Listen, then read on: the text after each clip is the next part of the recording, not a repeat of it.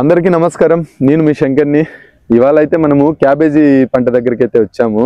వాటి వివరాలు అయితే మన రైతక్క వివరిస్తారు. నమస్కారం అక్క. పేరు మంజుల, మాది నారేవన్లపల్లి. ఎన్ని ఎకరాలు పెట్టారు పంట? ఎకరానేనా? ఒక ఎకరా. ఏ వెరైటీ సీడ్ ఏది? సీడ్ వెరైటీ ఏంటి? దుర్గా. దుర్గా. ఎంత పడింది ఎకరాకు? మాకు వచ్చేసి 13,000 పగిరి పట్టింది. 16,000. 16,000 సీడ్ అయితే పట్టింది. 70 పైసలు మొక్క. పైసలు 70 పైసలు ఒక మొక్క 70 పైసలు. కూలీలు ఎంత పన్నారు? ఫస్ట్ తొగటానికి వచ్చేసి ఒక 30 మంది పట్టింటారు. 30 మంది కూలీలు ఫస్ట్ టైం కే. ఒకరికి వచ్చేసి 300 కూలి. ఒక్కొక్కరికి 300 కూలి. 30 మంది పొద్దున్నే 7 కి వస్తే ఆఫ్టర్నూన్ 2 వరకు. మంచిగా.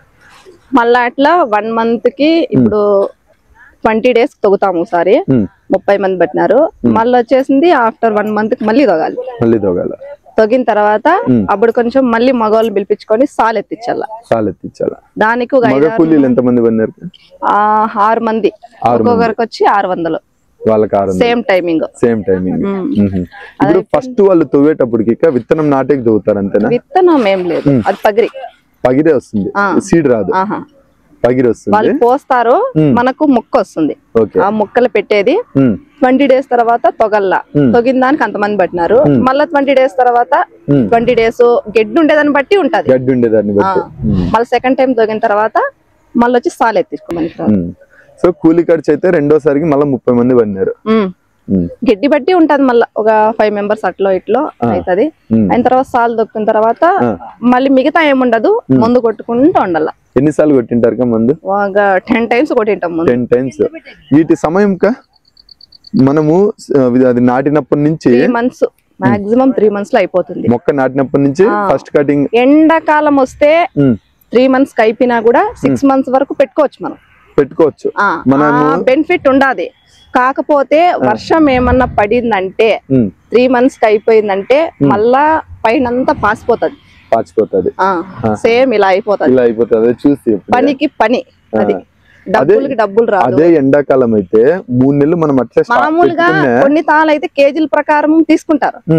ఇప్పుడు ఏమంటే ఇట్లా సంచి ఉంటది కదా, 60, 70, 80 కేజీలు పట్టింది. దానికి 80 కేజీలు పట్టినా కూడా సంచి వచ్చినా, సంతకు ఎత్తుకొని పోయినా కూడా 250, 300 వస్తుంది ఒక సంచికి. ఇప్పుడు మేము కొక్కింటికి రాసి పొద్దున్నే అమ్మినాం. ఫుల్ సంచి 50 కేజీల సంచి. దాంట్లో మనం అన్ని ఇడిపించను క్లీన్ చేసి అన్ని ఎత్తుకొని పోయినా కూడా 250, 300. మళ్ళీ బాడీకి ఎంత? దానికి ఆటోకి 300 బాడీకి పోతుంది. మళ్ళీ గేటు, సంతలో గేట్ 100 రూపీస్ పోతుంది.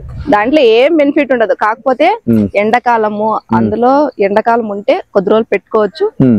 ఇప్పుడు రేట్ లేకపోయినా కొంచెం లేట్ గా అమ్ముకోవచ్చు. వర్షం పడిందంటే మాత్రం 3 నెలల కటింగ్ పడిపోవాలా, ఖచ్చితంగా పనికి రాదు. మరి ఇప్పుడైతే రేట్ డౌన్ ఉందా? అప్పుందాక డౌనేనా? కేజీల ప్రకారం అయితే 7 రూపీస్. ఇట్లా వచ్చి కొనుక్కునేది 2 రూపీస్, 3 రూపీస్ కడుగుతాం మన దగ్గర అయితే. అది కూడా మనం క్లీన్ చేసి ఇచ్చినప్పుడు ఇప్పుడు అడిగితే మేము వేరే వాళ్ళకి ఫోన్ చేసి 2 రూపీస్ తో ఇస్తారా, తీసుకుంటాం. అది క్లీన్ చేసి ఇస్తే అది మనమే.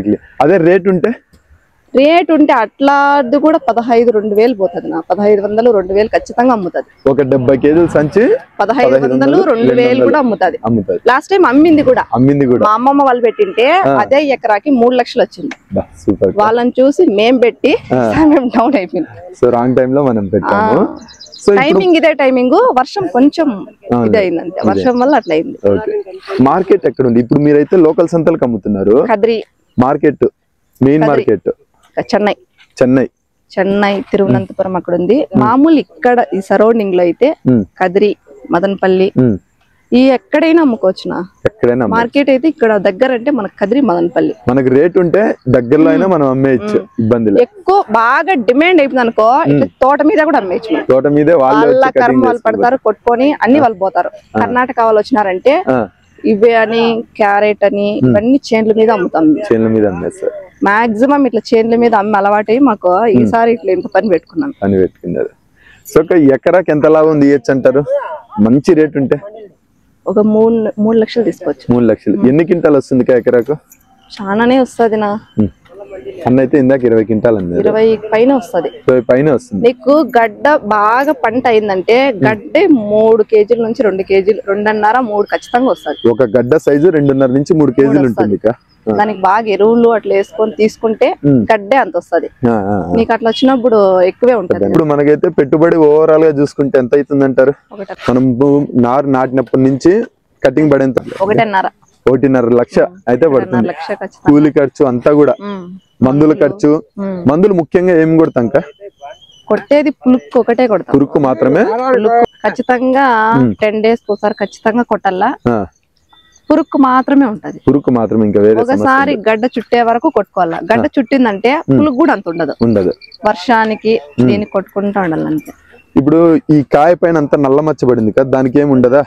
నల్ల మచ్చ వర్షం వల్ల పడుతుంది. దానికి ఏం చేయలేము. గడ్డ పాసిపోయిందంటే ఏం చేస్తాను? ఏం చేసే కుదరదు. వర్షం ప్రాబ్లం మంచిది. ఇప్పుడు మనకు ఉన్న రేట్ ఎంత ఉంది?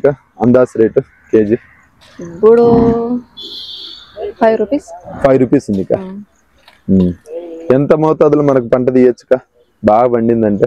ఎకరా మీద ఇప్పుడైతే తక్కువే రేట్ ఉంటే తీసుకోవచ్చు. 3 lakhs దాకా తీసుకోవచ్చు. సో ఎకరాకు 3 లక్షలు సంపాదించచ్చు బాగా రేట్ ఉంటే.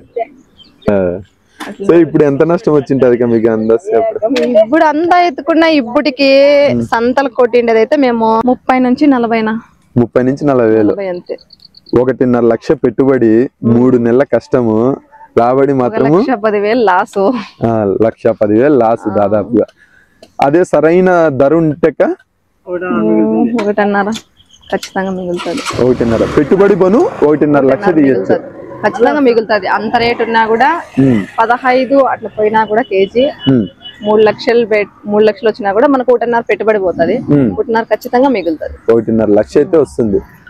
అది ఏ టైంలో పెట్టచ్చు అనే అవగాహన ఉందా ఏమన్నా? ఎండాకాలమేనా? ఎండాకాలంలో ధర ఉంటుంది. మార్చ్ అట్లా ఫుల్ ఎండలు ఉంటాయి కదా, అట్లా టైములో పెట్టుకోవచ్చు.